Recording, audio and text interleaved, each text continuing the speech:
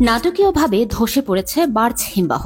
সুইজারল্যান্ডের আল্পস অঞ্চলে একের পর এক ঘটনা পরিক্রমায় এই ঘটনা ঘটেছে। এতে নিচের উপত্যকায় অবস্থিত ব্লাটেন গ্রাম সম্পূর্ণ নিশ্চিহ্ন হয়ে গেছে। শুক্রবার বার্তা সংস্থা এএফপিকে এ তথ্য জানিয়েছেন হিমবিজ্ঞানী ও ভূবিজ্ঞানীরা।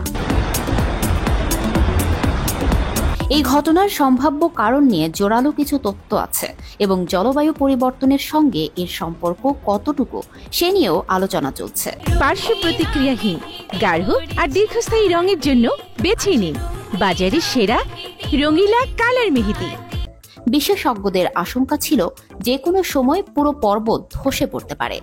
তবে একসঙ্গে ধস না হয়ে কয়েকদিন ধরে ছোট ছোট ধস হতে থাকাটা আপাতত সবচেয়ে সহনীয় পরিণতি হিসেবে বিবেচিত হচ্ছে।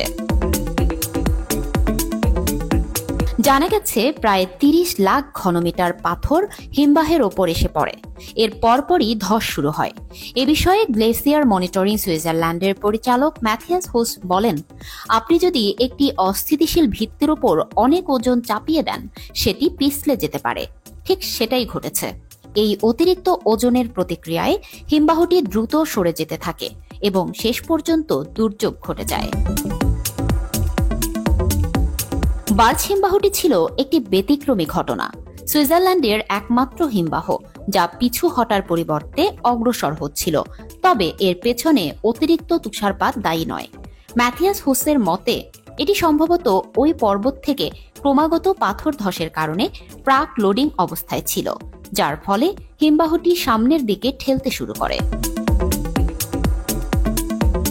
কাজেই ভূমিধস হঠাৎ করে হয়নি। হিমবাহটি এমনিতেই একটি ঢালু এলাকায় ছিল, আর সামনের দিকটি ছিল আরও ঢালু, যা পরিস্থিতিকে আরও গুরুতর করে তোলে। মঙ্গলবার হিমবাহের সামনের দিক থেকে ছোট আকারের খণ্ড খণ্ড ধস হওয়ার সম্ভাবনা থাকলেও বুধবারের আকস্মিক পুরো ধসটি ছিল অপেক্ষাকৃত অপ্রত্যাশিত।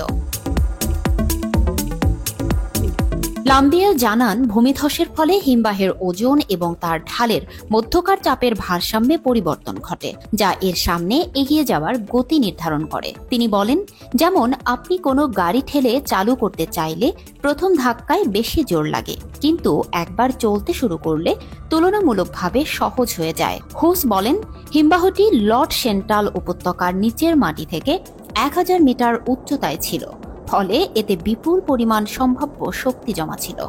আর এই ঘর্ষণজনিত শক্তি বরফের একাংশ গলিয়ে ফেলে, ফলে পতনটি শুধুই পাথরের পতনের চেয়ে অনেক বেশি গতিশীল হয়ে ওঠে।